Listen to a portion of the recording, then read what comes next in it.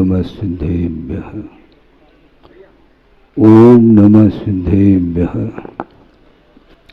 ओम नमः सिद्धेभ्यः। मंगलम भगवान वीरो मंगलम गौतमो वने मंगलम कुंद कुंदाद्यो जैन धर्मोस्तु मंगलम सर्वमंगल मांगल्यम सर्वकल्याणकारकम प्रधानम सर्वधर्माणां जैनम जयतु शासनम। अहिंसा परमो धर्म की जय। महावीर भगवान की जय। प्रातः स्मरणीय परम पूजाचार्य गुरुवर श्री विद्यासागर जी मुनि महाराज की जय। परम पूज्य विद्याश्रमणी आचार्य भगवान श्री समय सागर जी महामुनि राज की जय। समस्त आचार्य संघ की जय।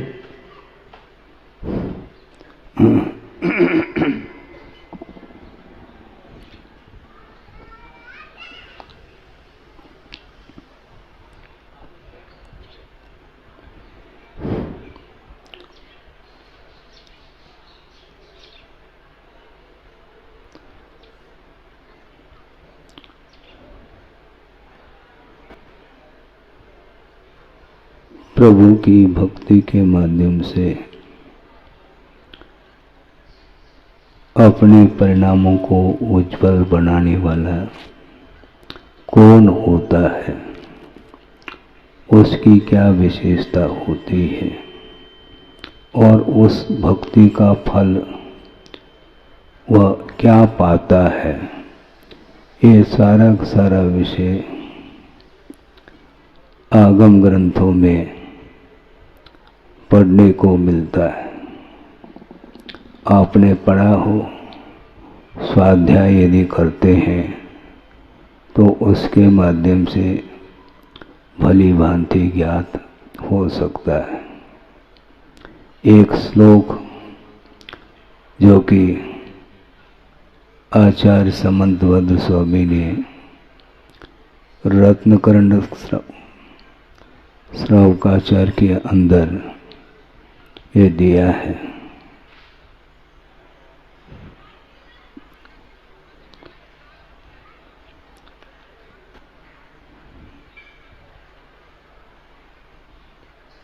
उसको आपके सामने रखा जा रहा है। वस्तुतः हमने पहले भी बात संकेत के रूप में दिया था कि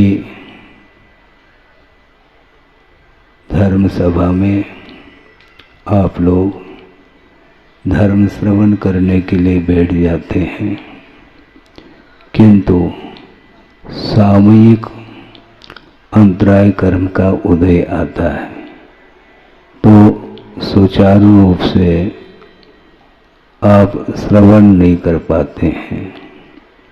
मंगलाचरण होने के पहले से ही व्यवस्था होनी चाहिए, नहीं है तो हम जो भी चिंतन करके आते हैं उन भावों को आपके सामने रखने के लिए, किंतु वह भाव इसलिए नहीं रख पाते हैं साधन का समुचित व्यवस्था नहीं होने के कारण।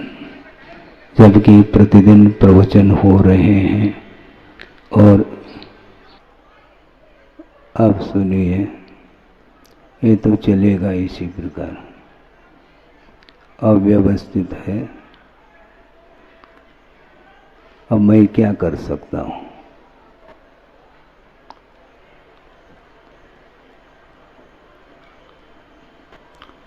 स्वाध्याय करने के लिए एक ही समय रखा है, मध्याह्न में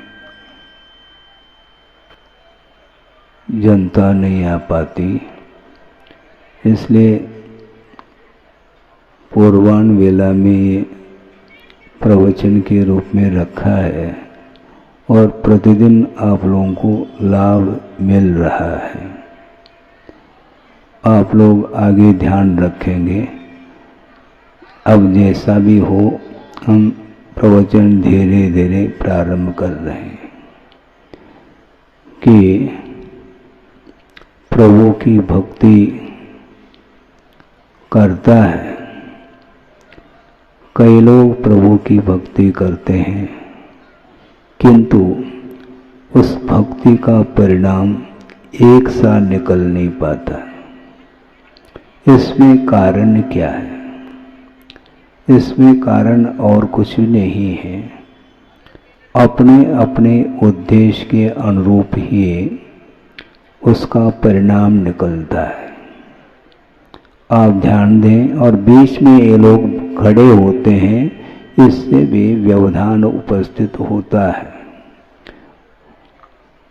हम ये कहना चाह रहे हैं, गुरुदेव ने भी कई बार ये विषय रखा है, वो ये है कि अपने परिणाम ही परिणाम के लिए कारण है।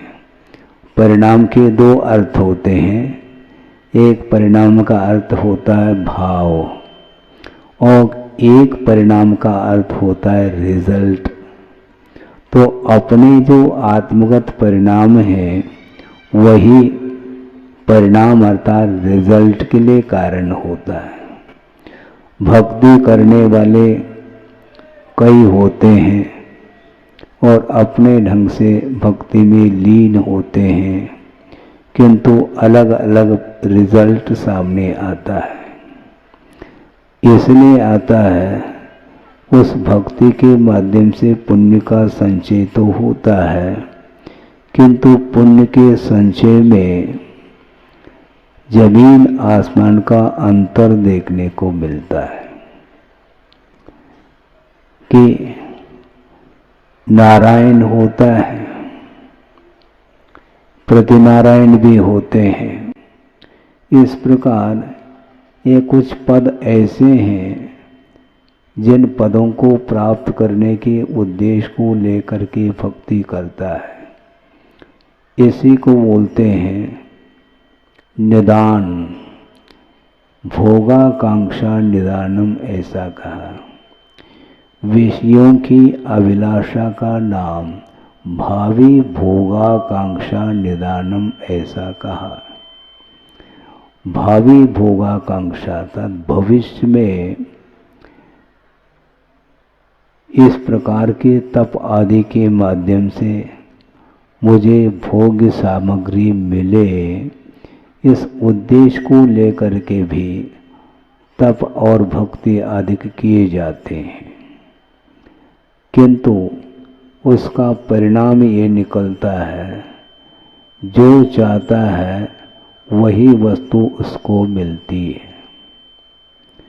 क्योंकि उस तप अथवा भक्ति के माध्यम से कर्म को काटने के लिए उसने भक्ति नहीं की, किंतु उस भक्ति के माध्यम से वह संपदा को प्राप्त करने के लिए उसने भक्ति की है, और इसके माध्यम से भी पुण्य का संचय उसने किया है। और वो भोग की संपदा सागरोपम आयु के लिए वह मिल सकती है, मिलती है। इस पुण्य को आगम ग्रंथों में ये संज्ञा दी है कि पापानुबंधी पुण्य। एक पापानुबंधी पुण्य हुआ करता है और एक पुण्यानुबंधी पुण्य हुआ करता है। और पुण्य संचय करने के लिए दोनों तत्पर हैं, दोनों तपस्या कर रहे हैं, किंतु एक के द्वारा पापानुबंधी पुण्य का संचय हो रहा है और एक के द्वारा पुण्यानुबंधी पुण्य का संचय हो रहा है। पुण्य का संचय तो दोनों कर रहे हैं, किंतु एक पुण्य वह है जो कालांतर में पतन के लिए कारण सिद्ध होता है, और एक साथ से पुण्य वह होता है जो उन्नति के लिए कारण होता है, उत्थान के लिए कारण होता है।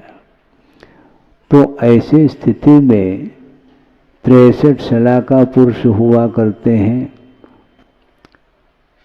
उसमें 24 तीर्थंकर आते हैं, 12 चक्रवर्ती आते हैं, नारायण आते हैं, प्रतिनारायण आते हैं, आदि आदि। तो इनमें नारायण और प्रतिनारायण जो पद है, ये पद निदान के माध्यम से ही प्राप्त होते हैं और फलस्वरूप उस पुण्य को अर्जित करके वह स्वर्गादिक में चला जाता है और वहाँ से इस धरती पर वह उतरता है और वह नारायण पद अथवा प्रतिनारायण पद को प्राप्त करता है। सोचने की बात है, एक ही परिवार में दो भाई हैं, एक राम और एक लक्ष्मण। राम और लक्ष्मण, इन दोनों में अंतर कितना है? जमीन आसमान का अंतर देखने को मिलेगा। राम पुरुषोत्तम कहलाते हैं, पुरुषोत्तम पुरुष, किंतु लक्ष्मण की क्या दशा हुई? राम और लक्ष्मण में घनिष्ठ संबंध था, स्नेह था। राम बड़े भाई और लक्ष्मण अनुज है, किंतु एक का पतन और एक का उत्थान ऐसा क्यों? इसमें कोई दो राय नहीं, संदेह नहीं है। ये परिणामों की विचित्रता है। जो जिस प्रकार का परिणाम कर लेता है तो उस प्रकार के फल को वह स्वयं पाता है। राम मुक्त हुए हैं, किंतु लक्ष्मण कहाँ पहुंचा है? अधोगति का पात्र हुआ है। संस्कार किसके ऊपर कैसे पड़े? संयोग तो ये हुआ कि बड़े और छोटे भाई एक साथ रहते हैं, स्नेह के साथ जीवन व्यतीत किया जा रहा है। इसके बावजूद भी लक्ष्मण का पतन क्यों हुआ और राम का उत्थान क्यों हुआ, ये क्यों मत पूछो। पुण्य का अर्जन तो दोनों ने किए हैं, किंतु दोनों के पुण्य के अर्जन में जमीन आसमान का अंतर देखने को मिलता है। एक ने पुण्यानुबंधी पुण्य का अर्जन किया है और एक ने पापानुबंधी पुण्य का अर्जन किया है, जिसके फलस्वरूप उसका पतन देखने को मिलता है। प्रभु की आराधना करने वाला व्यक्ति भक्त माना जाता है, मैं मानता हूँ, किंतु प्रभु की आराधना का जो उद्देश्य है वो भिन्न भिन्न होने के कारण एक का पतन और एक का उत्थान हो रहा है। उद्देश्य दोनों के भिन्न भिन्न है, लक्ष्य दोनों के अलग अलग हैं, उसके कारण ऐसा हो रहा है। इसलिए आचार्य ये कहना चाहते हैं कि पुण्य मोक्ष मार्ग में बाधक नहीं है। कौन सा? पुण्यानुबंधी पुण्य। किंतु पुण्य का जब फल सामने आता है तो वह मोक्ष मार्ग में व्यवधान उपस्थित करता है। तो मोक्ष मार्ग में पुण्य बाधक नहीं किंतु साधक है, किंतु मोक्ष मार्ग में बाधक क्या है? बाधक पुण्य का फल बाधक है। पुण्य बाधक नहीं, किंतु जो पुण्य का फल है वह मोक्ष मार्ग में बाधक सिद्ध होता है। इसलिए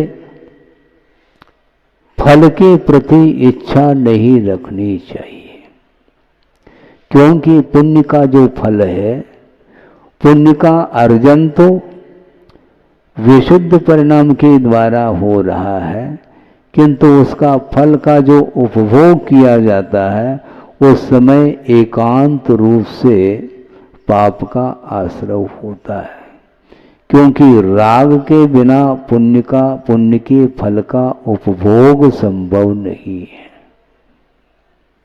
इसलिए पुण्य का जो फल है वह ग्रहण करने योग्य नहीं है।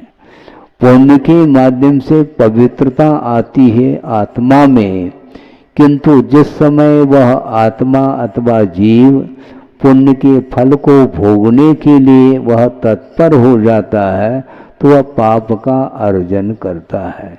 इसलिए हमें पुण्य के फल से कोई प्रयोजन नहीं, किंतु पुण्य सहयोग प्रदान करता है मोक्ष मार्ग में, क्योंकि पुण्यानुबंधी पुण्य के माध्यम से विशिष्ट पुण्य का संचय करके वह मोक्ष मार्ग में आरूढ़ हो जाता है तो वह उसका पुण्य साथ देता है। किंतु फल की इच्छा रखने वाला जो व्यक्ति होता है उसका पुण्य कभी भी साथ नहीं देता, क्योंकि साथ यदि जाता है तो वह पुण्य जाता है अथवा पाप जाता है। जो धर्म की उपासना करने वाला जीव है वह भवांतर में भी उस धर्म को अपने साथ ले जाता है और वहाँ से भी वापस आता है तो भी उसके लिए विशेष रूप से साधन सामग्री प्राप्त हो जाती है और उसकी रक्षा हर समय होती है। किंतु जो पाप का अर्जन करता है उसके लिए कोई भी साथ नहीं दे सकता। हाँ, ये बात अलग है, अतीत का कुछ पुण्य यदि मान लो अभी भी स्टॉक में है तो वह काम में आ सकता है, उसका पुण्य के माध्यम से उसका प्रभाव कुछ काल के लिए पड़ सकता है, किंतु वह पुण्यानुबंधी पुण्य जब समाप्त होता है तो वह पतन के लिए कारण बनता है। क्योंकि वह पतन के लिए इसलिए कारण बनता है क्योंकि पुण्य का जो फल है उसको दोनों हाथों से उसने भोगा है। पुण्य के फल को भोगने वाला व्यक्ति कभी भी उत्थान को प्राप्त नहीं हो सकता, ये आगम में साफ साफ लिखा हुआ है।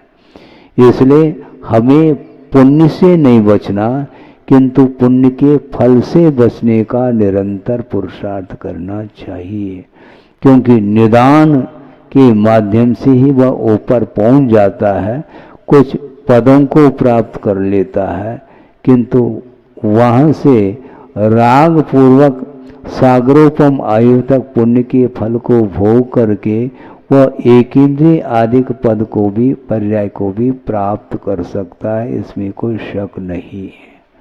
तो इसलिए आकर्षण भोग्य सामग्री आकर्षक होती है, उससे आकर्षित होता चला जाता है संसारी प्राणी और वह जाल में फंस जाता है।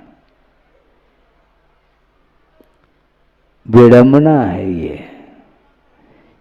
ये कर्म का फल भोग रहा है निरंतर और कोई दूसरा फल नहीं दे रहा है। आचार्य ये कहना चाहते हैं कि निजार्जितम कर्म विहाय देहिनो न कोपि कस्यापि ददाति किंचन। और आगे है निजार्जितम कर्म विहाय देहिनो न कोपि कस्यापि ददाति किंचन विचार यन्नेव अनन्य मानस परो ददाति इति विमुंच शेमुषीम। शेमुषी बोलते हैं बुद्धि को। इस प्रकार की बुद्धि को छोड़ो। कौन सी बुद्धि को छोड़ो? दूसरा मुझे सुखी बना रहा है, दूसरा मुझे दुखी बना रहा है, इस प्रकार की जो बुद्धि है ये विपरीत बुद्धि मानी जाती है, इसका विमोचन करना चाहिए। क्योंकि सुख दुख का अनुभव जो होता है वह दूसरा मुझे दे नहीं रहा, किंतु अपने ही द्वारा अर्जित जो पुण्य अथवा पाप कर्म है वही द्रव्य क्षेत्र आदि के निमित्त को लेकर के फल देते हैं, किंतु भीतर जो अंतरंग जो कर्म है, अंतरंग जो निमित्त है, उस ओर किसी की भी दृष्टि नहीं जाती, किंतु सामने जो व्यक्ति खड़ा है उसकी ओर दृष्टि जाती है और वह क्या सोचता है, यह मेरे लिए बंधु है, मित्र है और यह मेरे लिए शत्रु है। इस प्रकार की उसके अंदर भाव जो जागृत हो रहे हैं, वह अंतरंग निमित्त की ओर दृष्टि नहीं रखने के कारण वो दूसरे के लिए शत्रु और मित्र मान रहा है, जबकि शत्रु और मित्र पर वस्तु पर व्यक्ति नहीं हो सकता। एक निमित्त फल देने में वह निमित्त बन सकता है, यह अलग वस्तु, किंतु वस्तुतः अंतरंग कर्म के उदय के कारण ही संसारी प्राणी सुख और दुख का अनुभव करता है। इस प्रकार वह कौन जानता है, सम्यक दृष्टि जान सकता है। और सम्यक दृष्टि में भी जो संयमी होता है, वीतरागी होता है, राग की भूमिका से जो ऊपर उठा हुआ होता है, उसी की दृष्टि में ये बात आती है कि वस्तुतः मेरे द्वारा किया हुआ जो कर्म है वह कभी भी निरर्थक जा नहीं सकता, इसलिए वही कर्म मेरे लिए दुख दे रहा है। इस प्रकार वह चिंतन करता रहता है। विपाक विचय धर्म ध्यान का भी प्रसंग आगम ग्रंथों में आता है। उसका अर्थ भी यही है कि विपाक का अर्थ होता है फल। किसका फल? कर्म के फल के बारे में सोचना। किंतु ये ध्यान रखो, कर्म के फल के बारे में चिंतन करने वाला व्यक्ति वह मिथ्यात्व की भूमिका में भी कर सकता है, ज्ञान प्राप्त कर सकता है, यह अलग वस्तु। किंतु विपाक विचय धर्म ध्यान का स्वामी कौन होता है? तो आचार्य कहते हैं कम से कम उसको देश संयमी होना चाहिए। कम से कम वह अनुवृत्ति हो अथवा महावृत्ति हो, उसी की दृष्टि में वह ये विचार आ सकते हैं और वह धर्म ध्यान कर सकता है। कर्म के चिंतन के बारे में नहीं कहा जा रहा है। कर्म का चिंतन आसानी के साथ कोई भी व्यक्ति इसलिए कर सकता है क्योंकि ज्ञानावरणी का कर्म का क्षोभम यदि मान लो पर्याप्त मात्रा में हुआ है तो वह सर्वांगीण कर्म सिद्धांत का अध्ययन करके वह चिंतन आदि कर सकता है, इसमें बाधा नहीं। किंतु इतने चिंतन मात्र से वह विपाक विचय धर्म ध्यान का स्वामी नहीं हो सकता, क्योंकि ज्ञान के माध्यम से चिंतन करना अलग वस्तु, किंतु जिस समय कर्म का उदय होता है, पुण्य अथवा पाप कर्म का उदय, उस समय कर्म का चिंतन सार्थक सिद्ध होता है? उस समय सार्थक सिद्ध होता है, नहीं है तो नहीं। तीव्र कर्म का उदय आ गया तो दूसरे के ऊपर वह टूट पड़ रहा है, और जब तीव्र कर्म का उदय नहीं था उस समय वह कर्म का चिंतन भी कर रहा था। चिंतन करने के लिए जब अनुकूलता मिलती है तो बहुत आसानी से चिंतन किया जा सकता है, कर्म सिद्धांत, जीव सिद्धांत आदि का। किंतु जिस समय तीव्र कर्म का उदय आता है उस समय चिंतन करने के लिए अवसर प्राप्त नहीं होता, बल्कि तीव्र पुण्य कर्म का जब उदय आता है उस समय फल उपस्थित होता है तो वह भोगने के लिए आतुर होता है, और तीव्र पाप कर्म का उदय आता है उस समय वो दूसरे व्यक्ति के ऊपर टूट पड़ता है, क्रुद्ध हो जाता है। ये सारा सारा विषय क्यों इस प्रकार होता है? इसमें यही एकमात्र कारण है कि संयम धारण नहीं करने के कारण, संयम की भूमिका में नहीं आने के कारण ही उसकी दृष्टि हमेशा दूसरे की ओर जाती है। किंतु वह उस समय ये नहीं सोच पाता कि हमारा तीव्र कर्म का उदय है। पुण्य कर्म का उदय है तो वो मानता है हमने पुण्य किया है इसलिए उदय आया है, इसमें दूसरे का कोई हाथ नहीं है। और तीव्र पाप कर्म का उदय आता है तो उस समय प्रभु के सामने हाथ जोड़ता है और विनती करता है, हे भगवान ऐसा कौन सा कर्म का उदय आया है, तुमने तो किया था ना, इस समय दूसरे को क्यों दोष दे रहे हो। दूसरे को अपराधी मानने वाला व्यक्ति वह स्वयं अपराधी सिद्ध होता है, ये सिद्धांत है बंधुओं, ध्यान रखें। अपराध स्वयं करो और दूसरे के ऊपर और आरोपित करो उस अपराध को, तो इससे बढ़कर के और कोई भी असत्य का सहारा नहीं हो सकता। ये असत्य के कारण ही वह संसारी प्राणी सत्य से दूर होता चला जाता है, जबकि सत्य का अवलंबन लेता है तो निश्चित रूप से विजय प्राप्त होता है। सत्य महाव्रती कभी भी हार नहीं सकता, उसके ऊपर उपसर्ग हो सकते हैं पूर्वकृत तीव्र कर्म के उदय से, किंतु वर्तमान में जो कुछ भी पुण्य का या धर्म की आराधना कर रहा है उसके माध्यम से पुण्य का संचय कर रहा है, उसका फल उसे भविष्य में ऐसा फल मिलेगा कि तीन लोक के जितने भी लोग हैं, जीव हैं, उनकी चरणों में रहेंगे। इसको बोलते पुण्यानुबंधी, पुण्य का प्रभाव है ये। लेकिन ये केवल जो है ना बातों में ये रह जाता है, वह श्रम करके धर्म की आराधना हृदय से करके पुण्य का संचय नहीं कर पाता, बल्कि पुण्य संचय करने के लिए धर्म की आराधना नहीं होती, किंतु पाप कर्म के क्षय करने के लिए ही धर्म की आराधना की जाती है।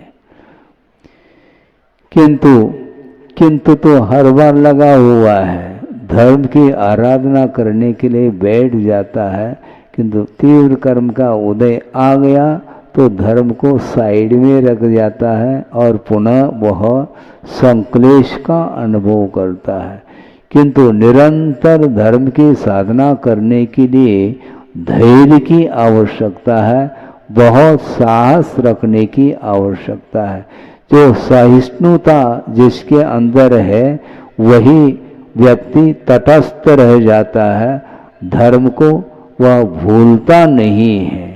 सम्यक दृष्टि हमेशा यही सोचता है कि धर्म करते हुए भी जो संकट आ रहा है उसमें पूर्वकृत पाप कर्म का उदय एकमात्र कारण है, किंतु वर्तमान में जो धर्म का अवलंबन लिया है, धर्म की उपासना की जा रही है, इसका फल भविष्य में मिलेगा, निश्चित मिलेगा। नहीं चाहते हुए भी धर्म का फल मिलता है, किंतु हृदय से धर्म की आराधना इसने अभी तक नहीं की है, जबकि करना चाहिए।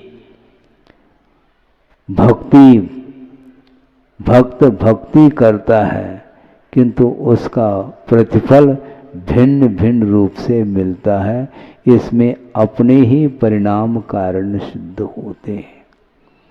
एक श्लोक आ रहा है, सम्यक दृष्टि जो धर्म की आराधना करता है उसके माध्यम से उसे कौन कौन से पद मिलते हैं, इस प्रसंग को लेकर के एक श्लोक आपके सामने रखा जा रहा है कि देवेंद्र चक्र महिमान ममेय मानम राजेंद्र चक्र मवनीन्द्र शिरोर्षणीयम धर्मेंद्र चक्र मधुरीकृत सर्वलोकम लब्ध्वा शिवम च जन भक्ति रूपैति भव्य। जन भक्ति भव्य उपैति शिवम, जिनेन्द्र भगवान की भक्ति करने वाला जो भव्य जीव है वह शिवम उपैति मोक्ष को प्राप्त करता है। किंतु मोक्ष को प्राप्त करने के पूर्व में और कौन कौन से पद को प्राप्त करता है, तो उल्लेख किया है देवेंद्रम है,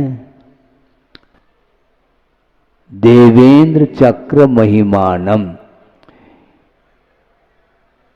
इंद्रों के समूह की महिमा को प्राप्त करता है। देवेंद्र चक्र महिमानम अमेयमानम, जिसकी महिमा सीमित नहीं है, असीम देवेंद्रों के समूह संबंधी जो महिमा है उसको प्राप्त कर लेता है।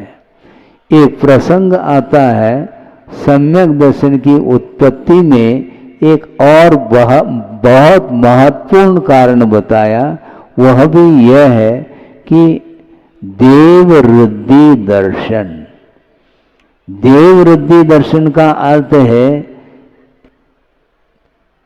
देवों की वृद्धि को देख करके सम्यक की उत्पत्ति हो रही है, क्योंकि देव पर्याय को प्राप्त होने के उपरांत भी क्वालिटी भेद है।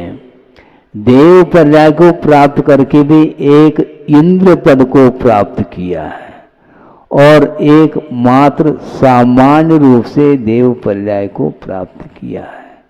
तो सामान्य रूप से जो देव पर्याय को प्राप्त जिसने किया है उसकी दृष्टि इंद्र के वैभव की ओर जाती है, उस इंद्र की रिद्धियों की ओर उसकी दृष्टि जाती है और वह ये सोचता है कि इस प्रकार का वैभव इसको क्यों मिला है।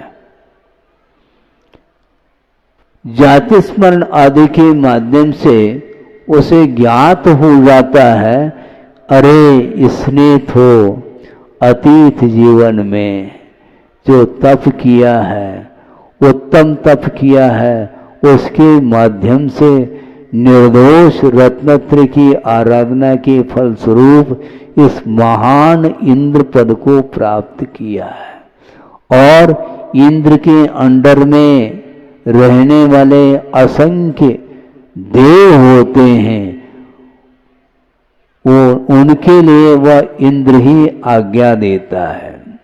इंद्र के पास आज्ञा भी है और ऐश्वर्य के स्वामी भी है। ऐश्वर्य और आज्ञा ये दोनों उनके पास रहते हैं और उनके अंडर में सामान्य अन्यान्य देव भी नतमस्तक होते हैं।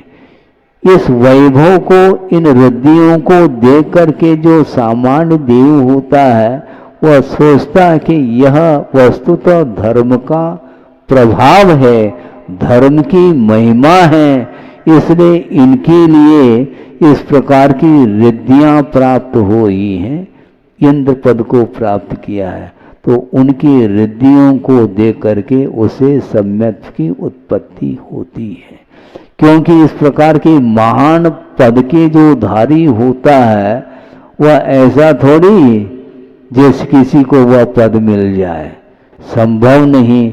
जिन्होंने उत्तम त्याग किया था, उत्तम तप किया था, तप किसको बोलते हैं? इच्छा के निरोध का नाम तप है। और किसी भी प्रकार से लोकेशना आदि ख्याति लाभ पूजा आदि से दूर रह करके जो इच्छा को रोकने का पुरुषार्थ करता है उसका सम्यक तप माना जाता है। वो समीचीन तप के फल स्वरूप इस प्रकार के महान महान इंद्र आदि पद प्राप्त हो जाते हैं, जिसकी महिमा का वर्णन करना कठिन है। गणधर परमेष्ठी भी इस महिमा का वर्णन करते करते थक सकते हैं। इतनी इसकी महिमा है। ये किसकी महिमा है? ये सम्यक दर्शन की महिमा है। सम्यक दर्शन के साथ रत्नत्रय की आराधना करने से इस प्रकार का पुण्य का संचय हो जाता है और वहां पर इंद्रादिक पद को प्राप्त कर लेता है। देवेंद्र चक्र महिमानम अमेयमानम। और वहां पर सागरोपम आयु तक वो पुण्यानुबंधी पुण्य का उपभोग करने के उपरांत भी पुण्य समाप्त नहीं होता और वहां से नीचे इस धरती पर आकर के मनुष्य पर्याय को प्राप्त किया है, किंतु मनुष्य में भी किस पद को प्राप्त कर लिया? चक्रवर्ती पद को प्राप्त किया। वहां पर इंद्र पद को प्राप्त किया था और यहाँ आने के उपरांत भी वह और पुण्य, शेष जो पुण्य है उसके माध्यम से चक्रवर्ती पद को प्राप्त कर लिया। राजेंद्र चक्र मवनीन्द्र शिरोर्चनीयम, वह चक्रवर्ती पद वह माना जाता है जिसके चरणों में 32,000 मुकुटबद्ध राजा अवनीन्द्र शिरोर्चनीयम, अवनीन्द्र बोलते हैं राजा, वो सारे सारे मुकुटबद्ध 32,000 राजा चक्रवर्ती के चरणों में नतमस्तक हो रहे हैं। ये किसका प्रभाव? यह भी सम्यक दर्शन का ही प्रभाव। सम्यक दर्शन की महिमा यह है जिसके माध्यम से इंद्र पद उपलब्ध हुआ और नीचे आकर के चक्रवर्ती पद को भी प्राप्त कर लिया और यहाँ पर पुनः उसका उपभोग करके पुनः देवगति में फिर पहुंचा है। वहां पर फिर से इंद्रादिक पद प्राप्त हो सकते हैं। फिर वहां से आकर के और कौन सा पद प्राप्त करता है? धर्मेंद्र चक्रम अधरीकृत सर्वलोकम, धर्मेंद्र चक्र का अर्थ तीर्थंकर पद को प्राप्त कर लेता है जिसके चरणों में 3 लोक ही नतमस्तक है। ये किसका प्रभाव?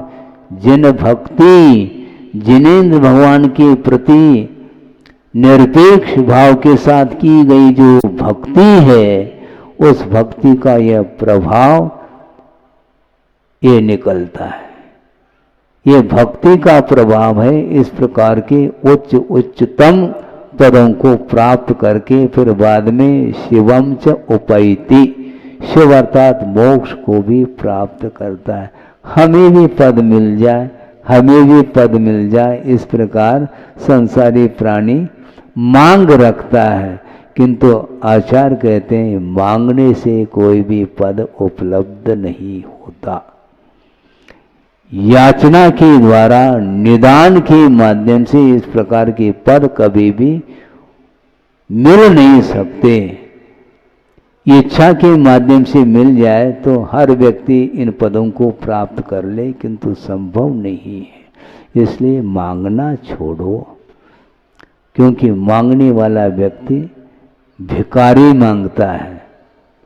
भिखारी जो होता है वही मांगता है, तो मांगने का भाव क्यों रखते हो? जो मांगने वाला है वह भिखारी है, ये ध्यान रखो। होता है क्या नहीं? जो मांगता है वह भिखारी नहीं माना जाता है। तो महाराज श्रमण लोग भी आहार के लिए आते हैं ना श्रावक के आंगन में, ये ध्यान रखो, वो मांगते नहीं। हाँ, वो मांगते नहीं, कभी भी दीनहीन वृत्ति के साथ आपके आंगन में नहीं आते और दयनीयता के साथ मुझे दे दो, इस प्रकार कभी भी उनके मुख से शब्द नहीं निकलते। बल्कि यह शर्त है, श्रमण आपके आंगन में आहार लेने के लिए आया है, किंतु विधिवत यदि आहार मिल जाता है तो हम लेंगे, अन्यथा वापस आएंगे। हाँ। अच्छा व्यक्ति खड़ा है, सेठ जैसा लग रहा है, इसके यहाँ तो माल मिलेगा, तो इन किन प्रकार से वह आहार लेने का भाव नहीं रखता। नवधा भक्ति पूर्वक यदि वह आदर पूर्वक, भक्ति पूर्वक, बहुमान के साथ यदि वह आहार देता है तो वह लेगा। एक भी भक्ति में कमी देखने को आ गई तो वापस हो जाएगा वो। एक बार की बात है, श्रावकों ने पड़गा करके चौके में ले गए एक महाराज को, और ले जा करके बिठाया है, उच्चासन पर विराजिए ऐसा बोल दिया। तो बैठ गए। बैठने के उपरांत तुरंत उसने क्या किया, पूजन करने के लिए थाली ले आए और पूजन प्रारंभ कर दिया। और पूजन संपन्न होने के उपरांत शुद्धि बोलना प्रारंभ कर दिया और अंजलि छोड़िए महाराज ऐसा बोल रहा है, किंतु महाराज अंजलि छोड़ नहीं पा रहे हैं। क्यों, क्या बात है? शुद्धि बोलना भूल गए क्या? हो सकता है 2-4 लोगों ने शुद्धि बोलनी होगी और बहुत सारे मेंबर हैं, वो उनको भी बुला लेता, शुद्धि बोलो। सारे चौके के मेंबर उन सब ने शुद्धि बोली, 1 बार नहीं, 2 बार नहीं, 3 बार शुद्धि बोली। इसके उपरांत भी अंजलि छोड़ नहीं पा रहे हैं। क्यों, आपको याद आ रहा है? पाद प्रक्षालन नहीं किया और गंधोदक नहीं दिया। और यदि मान लो वो भूल जाता है तो वापस आ जाते महाराज। महाराज एक बार क्षमा तो कर लेनी चाहिए। ऐसी क्षमा थोड़ी करेंगे हम। क्षमा इस ढंग से नहीं की जा सकती। हाँ, संभव है, मान लो पूजन करते समय, पूजन पहले करके बाद में तत्काल यदि मान लो वह पाद प्रक्षालन कर लेता है तो हम क्षम्य है वो, क्योंकि क्रम में अंतर आया है, किंतु किया तो है उसने। किंतु जिसने पाद प्रक्षालन करना बिल्कुल भूल गया मान लो, तो नहीं रहेंगे महाराज, लौटेंगे। लौटना है, लौटना तो नहीं चाहिए महाराज, क्योंकि लौटेंगे। इसी को बोलते हैं संग वृत्ति। दीनहीनता नहीं, आगम के अनुरूप यदि वह आहार देता है तो हम लेंगे, अन्यथा नहीं, क्योंकि याचना नहीं है। हम मांगेंगे नहीं, बिना मांगे यदि वह आहार दे रहा है तो आगम के अनुरूप है तो हम लेंगे, इसमें कोई बाधा थोड़ी है। इन किन प्रकार से हम आहार की चर्या को संपन्न नहीं कर सकते, नहीं करना चाहिए। तो इसको बोलते हैं निरीह वृत्ति, निष्प्रियता इसी को बोलते हैं। शरीर के प्रति कोई स्पृहा नहीं है, ममत्व भाव नहीं, नहीं मिलने के उपरांत भी वह श्रमण ऐसा महसूस करता है कि अलाभ में भी लाभ के समान महसूस करता है। ऐसा नहीं कि मुंह लटका के आ जाए। मान लो शुरुआत में ही पहली ग्रास में ही अंतराय आ गया, तब भी वह प्रसन्न मुद्रा में बैठ करके शुद्धि करके कायसर्ग सिद्ध भक्ति पूर्वक वह करके आ जाता है। वहां पर दाता के ऊपर बरसता नहीं वो, ये ध्यान रखो, क्योंकि इसमें दाता का ही एकांशी दोष नहीं, किंतु दाता और पात्र दोनों के बीच में व्यवधान उपस्थित हुआ है। दाता का कौन सा कर्म का उदय है? दानांतराय कर्म का उदय हुआ है, इसलिए दान दे नहीं पाया। और पात्र का लाभांतराय कर्म का तीव्र उदय होने के कारण लाभ नहीं मिला, किंतु वह श्रमण अलाभ में भी लाभ के समान साम्य वृत्ति रख करके प्रसन्नता के साथ आता है। और जो श्रावक दुखी हुआ है उसको भी समझाता है, तुम्हारा कोई दोष नहीं, ये ध्यान रखो, शांति रखो। फिर भी वह अपने दुख को वह क्या संभाल नहीं पा रहा है, इतना दुख उठा रहा है कि महाराज बहुत अनर्थ हो गया है मेरे द्वारा। पर किसी के द्वारा नहीं होता, कर्म के उदय में होता है। महाराज आज तो हम उपवास करेंगे, नहीं, ऐसा नहीं करते। इस निमित्त को लेकर के उपवास आदि नहीं करते। तुम समझो बात को। इस प्रकार आगम के माध्यम से उसको संबोधित करते हैं। कौन? श्रमण लोग, और सामायिक में लीन हो जाते हैं। इसको बोलते हैं साम्य वृत्ति। ये याचक वृत्ति नहीं। वह दाता के ऊपर ही क्रोध करने लग जाए, तुम कुछ समझते नहीं हो, शोध करके देना चाहिए आदि आदि, वहाँ पर क्रोध करने लग जाए, ठीक नहीं माना जाता। तो इस प्रकार ये श्रवण की वृत्ति होती है। इसलिए वह किसी भी प्रकार से विषयों की इच्छा नहीं रखते हुए वो धर्म की आराधना, रत्नत्रय की आराधना करते हैं। सम्यक दर्शन को बरकरार बनाए रखते हैं, बल्कि सम्यक दर्शन को और साधना के माध्यम से उज्जवल बनाने का पुरुषार्थ करते हैं, जिसके फलस्वरूप बड़े बड़े पद मिलते हैं। मांगने से नहीं मिलते हैं, मांगने से भीख भी नहीं मिल सकती।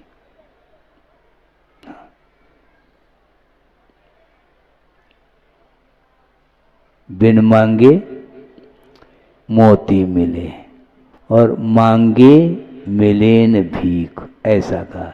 मांगने पर भीख भी कोई दे नहीं सकता, किंतु बिना मांगे मोती मिलती है, क्योंकि ये पुण्य का प्रभाव है। साथ से पुण्य का ये प्रभाव है। इसलिए आप लोगों को चाहिए, आपका समय हो गया है, शुरुआत में थोड़ा सा व्यवधान उपस्थित हुआ था, इसलिए धीरे धीरे चालू किया था। अभी भी साधन सामग्री को व्यवस्थित रखने का आपको ध्यान रखना चाहिए। और मैं ये कह रहा था कि पुण्य एक पुण्यानुबंधी पुण्य होता है और एक पापानुबंधी पुण्य होता है। पापानुबंधी पुण्य के माध्यम से नारायण, प्रतिनारायण, रुद्र आदि आदि ये पद मिलते हैं, जो कि ये नरक आदि के लिए, दुर्गति के लिए कारण सिद्ध होते हैं। इसलिए निदान के माध्यम से इन पदों को हमें प्राप्त नहीं करना, किंतु भोगों की आकांक्षा रखे बिना रत्नत्रय की आराधना करते चले जाएंगे तो बड़े बड़े उच्चतम पद मिल सकते हैं। यहाँ तक कि तीर्थंकर पद भी प्राप्त हो सकता है और अंत में असंख्यात जीवों का कल्याण करते हुए वो मोक्ष के भाजन होते हैं। ये किसका प्रभाव है? एकमात्र जिनेंद्र भगवान के प्रति जो की गई भक्ति है, उस भक्ति का ये प्रभाव है। इसलिए आप लोगों को भी निरंतर देव शास्त्र गुरु की भक्ति लीनता के साथ, बिना किसी इच्छा के, केवल पाप कर्म के क्षय के उद्देश्य को लेकर के करते हैं, तो निश्चित रूप से संसार का विच्छेद हो सकता है। क्योंकि संसार के विच्छेद को लेकर के ही धार्मिक अनुष्ठान किए जाते हैं और सच्चे देव गुरु शास्त्र की उपासना भी की जा सकती है, करना चाहिए। इसके माध्यम से हमें और कुछ नहीं चाहिए। मुझे तीर्थंकर पद मिले अथवा न मिले, गुरुदेव ने उपदेश में एक बार ये कहा था कि मुझे तीर्थंकर पद मिले अथवा न मिले, किंतु हे भगवान आपके समो शरण में एक कोने में मुझे स्थान मिल जाए, मुझे पर्याप्त है। क्योंकि तीर्थंकर तो विरल ही पद को प्राप्त करते हैं, प्रत्येक व्यक्ति के लिए तीर्थंकर पद नहीं मिलता, क्योंकि विशिष्ट पुण्य का संचय जो करता है उसी के लिए उपलब्ध होता है। किंतु मेरी भावना तो इतनी सी है कि आपके समो शरण में स्थान मिल जाए एक कोने में, और आपकी आराधना करता करता मैं मोक्ष को प्राप्त कर लूं। विभिन्न प्रकार के राग के साथ पूजन करना भी उपयुक्त नहीं है, क्योंकि वीतराग भाव को प्राप्त करने के लिए कम से कम उतने क्षण के लिए तो राग को विराम देना चाहिए।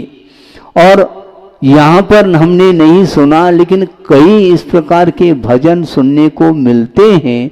दूर से उस भजन को कोई सुनेगा मान लो, तो वह ऐसा लगेगा यहाँ पर कोई भी राग का कोई क्या है, कोई फंक्शन चल रहा है, सांसारिक कोई भी शादी विवाह आदि हो रहा हो, ऐसा कभी कभी फील होता है। क्योंकि राग वर्धक फिल्मी राग जिसको बोलते हैं, फिल्मी तर्ज के ऊपर जो भजन आदि बोलते हैं, उसका भी निषेध किया गया है, नहीं बोलना चाहिए। उस तर्ज पर कम से कम धार्मिक गीत नहीं गाना चाहिए। गीत तो धार्मिक है, लय जो है अधार्मिक है। लय जो है ना, विषयान राग को उद्दीप्त करने वाला राग वह ठीक नहीं, उसका निषेध किया है धार्मिक क्षेत्र में। इसलिए आप भविष्य में ध्यान रखेंगे, देव गुरु शास्त्र की आराधना पूजन आदि करते समय बिल्कुल सात्विक स्वर के साथ ही पूजन आदि करना चाहिए। तो मैं ये कह रहा था कि ये आधुनिक युग है, मोबाइल के माध्यम से रात दिन संसारी प्राणी राग में डूबा हुआ है, और उसमें उस मोबाइल में धार्मिक जो विषय हैं उसको उसमें समाहित करता है।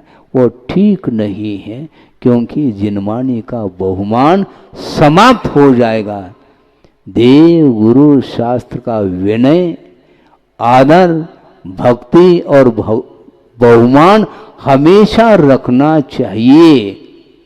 अपनी जेब में रखता है, और जेब में रुमाल भी रखा है, किसको पहुंचने के लिए, चेहरे को पहुंचने के लिए, और किसको नाकी आ जाए तो उस नाक को भी पहुंचता है। सुन रहे क्या नहीं? हाँ, उस रुमाल के माध्यम से, और जेब में रखा है, और उसी जेब में मोबाइल भी है। हद हो गई। सोचो विचार करो, इस प्रकार कभी भी नहीं करना चाहिए, नहीं करना चाहिए। ये मैं इसलिए कहूँगा, आप उसका अनुकरण करें अथवा न करें, मेरा कर्तव्य तो है।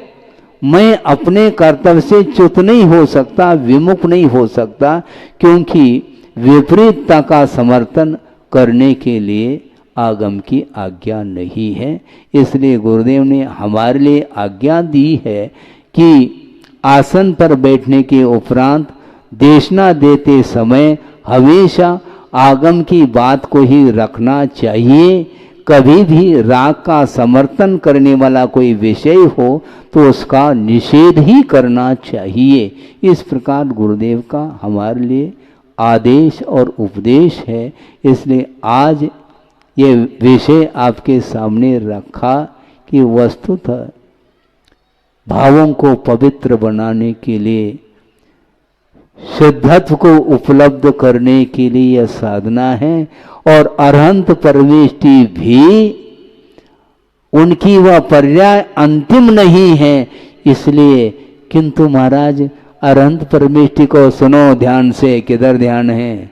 सुन रहे हैं? हमने क्या कहा बताओ, देखेंगे, याद नहीं है आपको। इसलिए मैं कह रहा हूं कि कम से कम ध्यान से सुने। अरहंत परमेष्टि का नंबर सर्वप्रथम क्यों रखा नमोकार मंत्र में? यह विषय रह गया था, इसको और जोड़ रहा हूं। अरहंत परमेष्टि का नंबर नमोकार मंत्र में प्रथम क्यों स्थान दिया है?